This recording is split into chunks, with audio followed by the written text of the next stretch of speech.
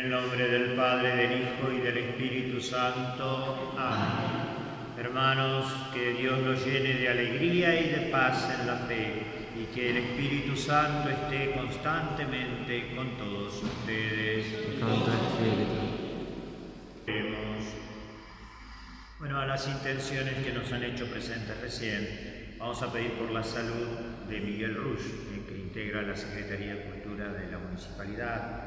Un hombre que ha sido prácticamente el alma estos últimos años de la Peña del Cielito, también del Festival de la Sierra. Por cierto, este año se suspende, no por esto, sino muy grave, tuvo COVID, me parece, después le dio una neumonía, también pasó por una ACV, lo asistí los otros días, está recuperándose en terapia intensiva.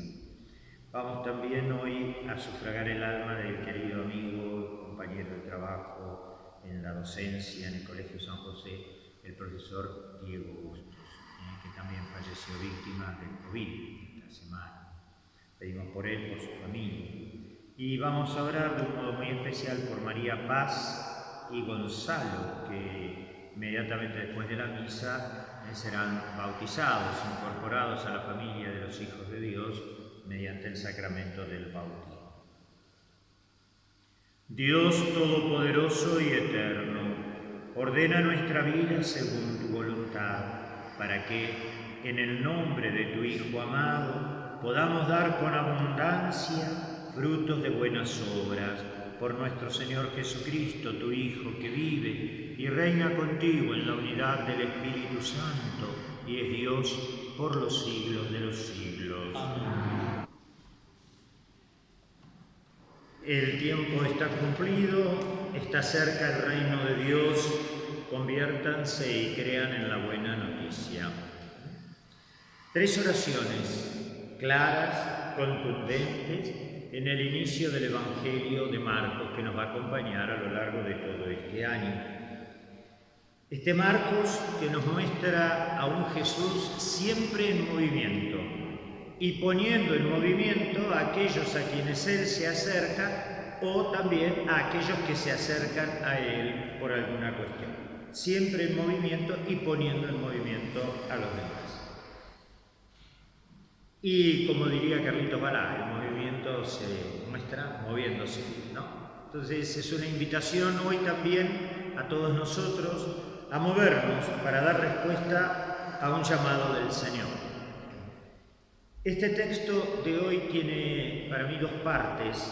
La primera es esta síntesis apretada de lo que va a ser la predicación de Jesús, que Marcos con una gran capacidad logra resumir y donde cada palabra tiene una densidad muy grande, tiene un peso, tiene una gran riqueza, ¿no? El tiempo está cumplido, como una sentencia. ¿Por qué? Porque ha venido Jesús, el tiempo se ha cumplido, el Mesías ha llegado, camina nuestra historia. Está cerca el reino de Dios, ese Dios que ya se va haciendo presente en Cristo y en cada uno de los seguidores, que tiene esta dinámica tan particular de un ya, pero todavía no en plenitud.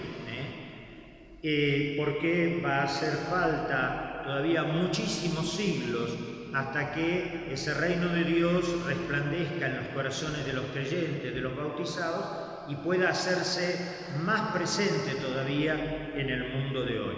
Un reino que necesita de cada uno de nosotros para hacerse presente, para manifestarse.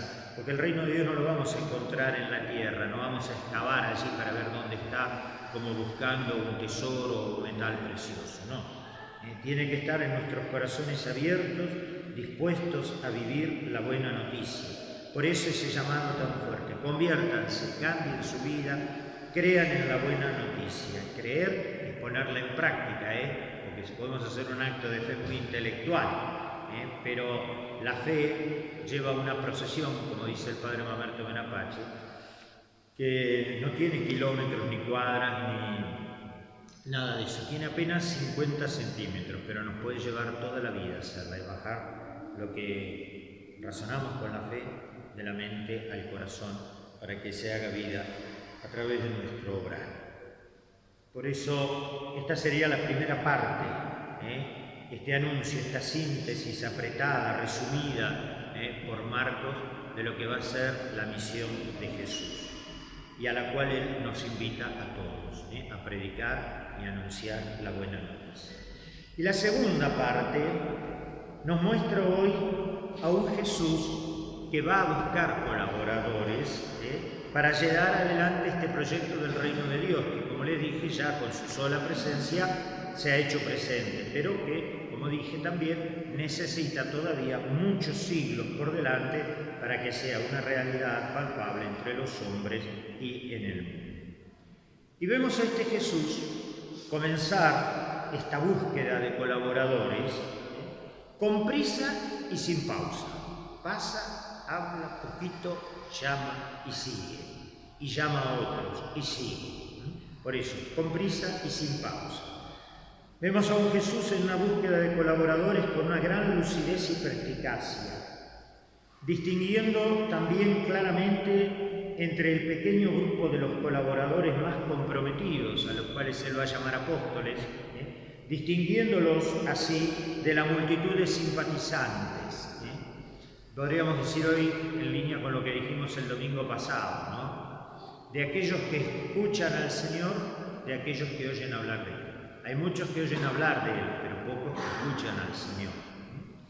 En este proceso, Jesús, del proceso de llamar a sus colaboradores, Jesús fue muy abierto, muy audaz y muy generoso.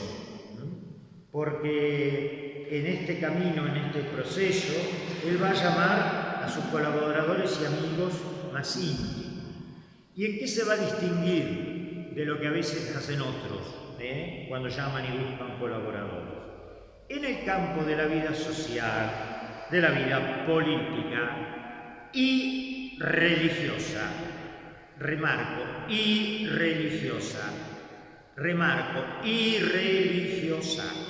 También en la Iglesia se da lo que voy a decir, que se da muchísimas veces en la vida social y política. Muchos hombres públicos empobrecen su gestión y fracasan, aunque puedan presentar un triunfo aparente, un logro aparente. Será efímero y pasajero, porque detrás viene el fracaso. ¿Cuándo? Cuando se han rodeado de personas de la misma ideología, de la misma sensibilidad, color, partido o talante. Qué bueno sería que algún día los políticos que llegan a los cargos por elecciones legítimas convocaran como colaboradores también a sus opositores.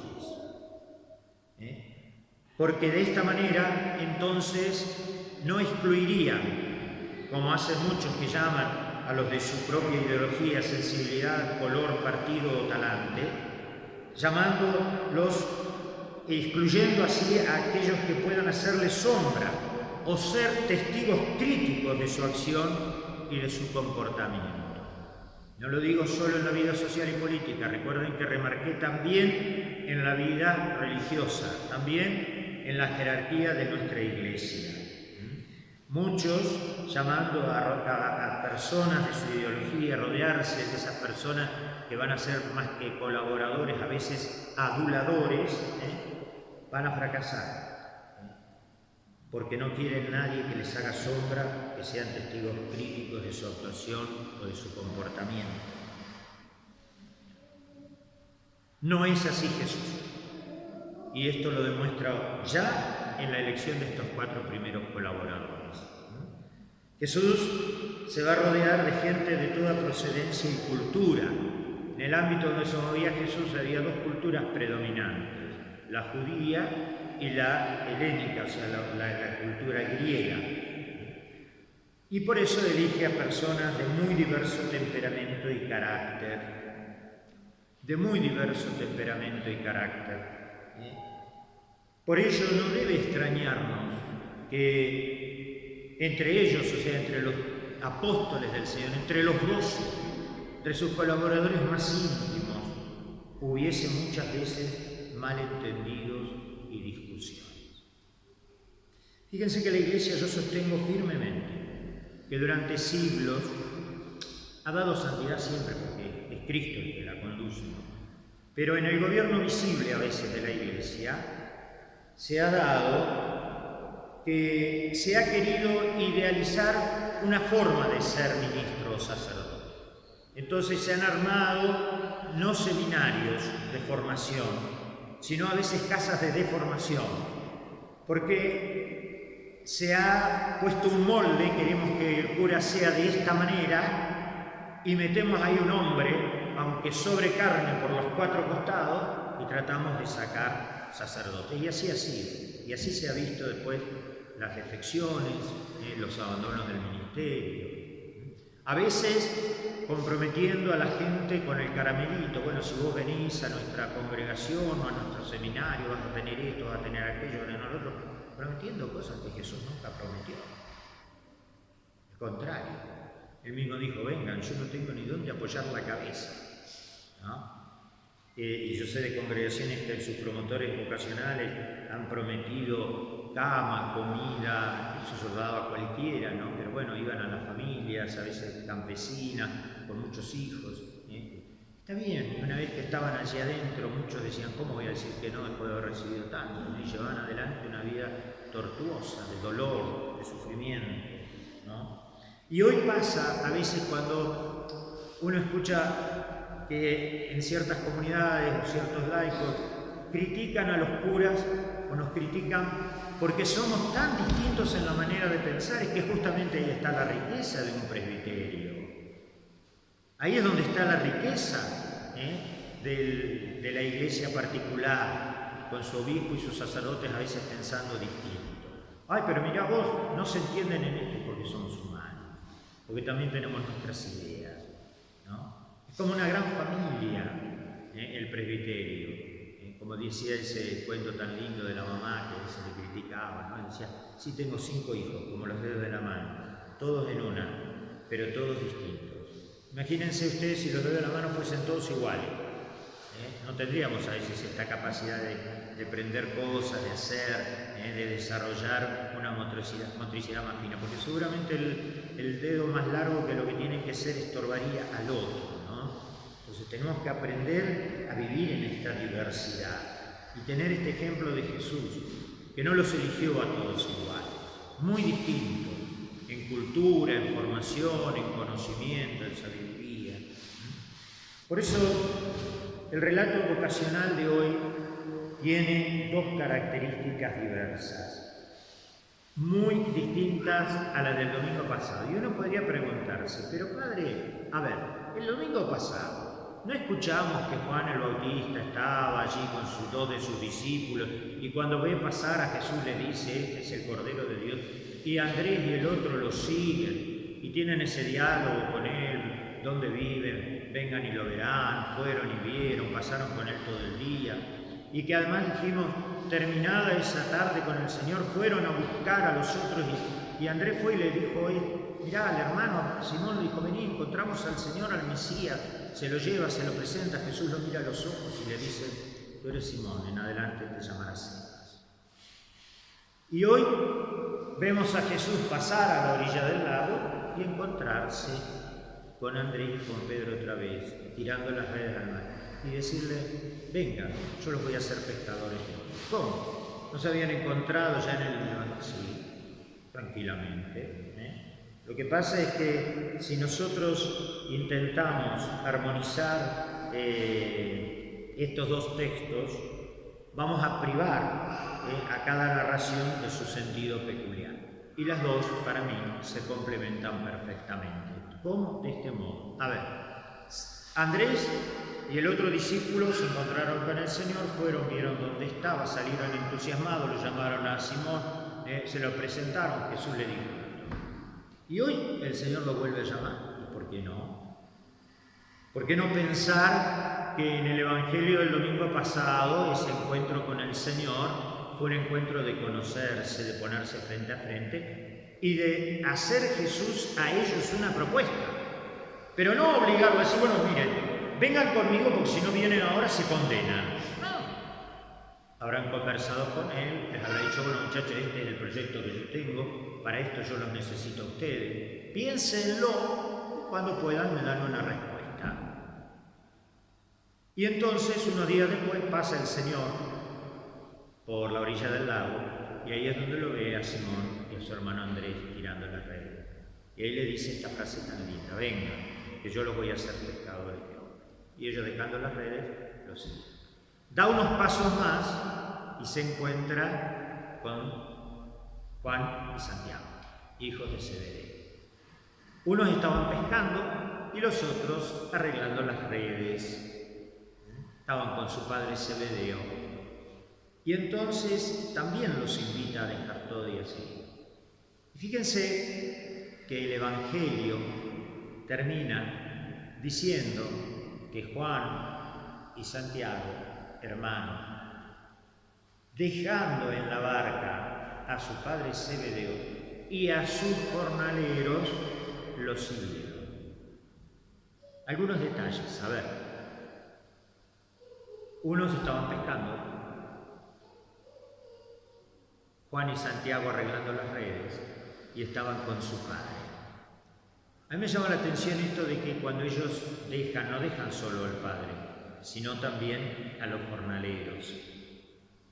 Esto tiene una riqueza muy profunda, porque acá ya no se habla de dos pescadores que tenían una barquita y sacaban y tiraban la red, ¿no es cierto?, para vivir y sacar el pan del día.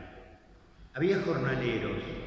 Esto a mí me hace pensar que acá hay una pequeña empresa, hay empleados, ¿no?, y que siguen trabajando en lo suyo, con el padre de aquellos que dejan todo para seguir a Jesús.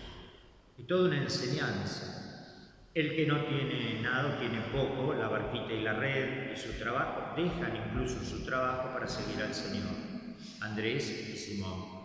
Y Santiago y Juan, digamos, yo creo que tengo derecho a decirlo, dejan la empresita del padre.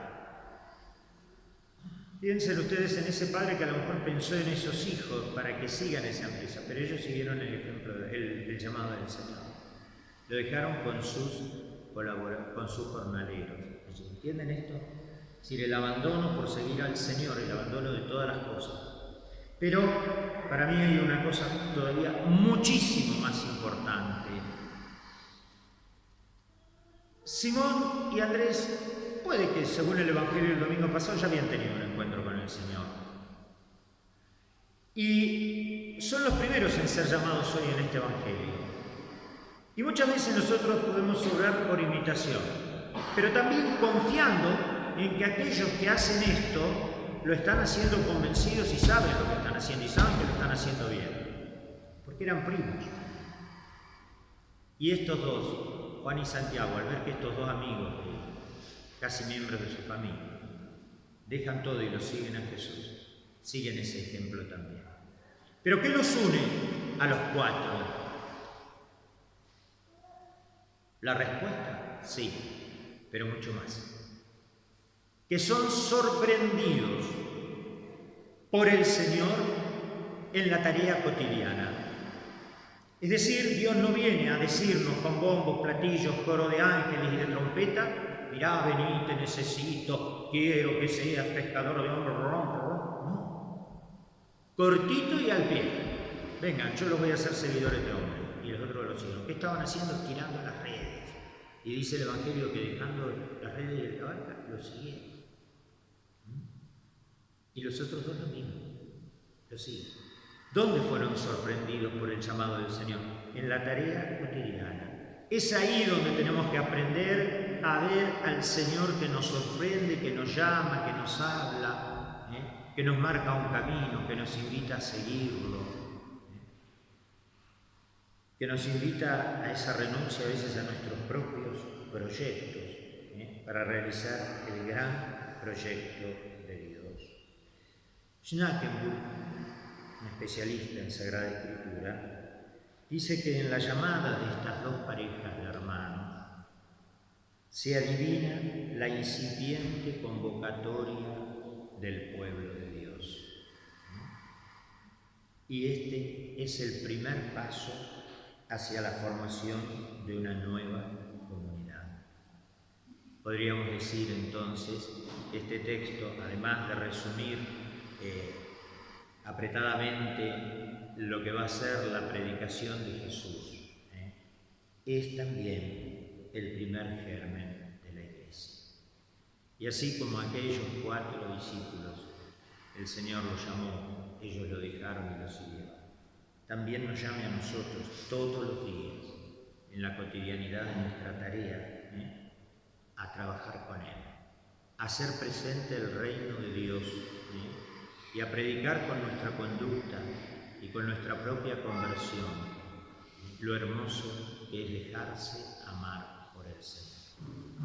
Porque si hay algo que este abandono de Andrés y Simón, de Santiago y Juan nos enseñan hoy, es que dejando lo que ellos ciertamente hacían y hacían bien y lo hacían con amor, lo abandonan para dejarse amar por el amor supremo, que los llama, que los convoca y que no les va a hacer faltar absolutamente nada.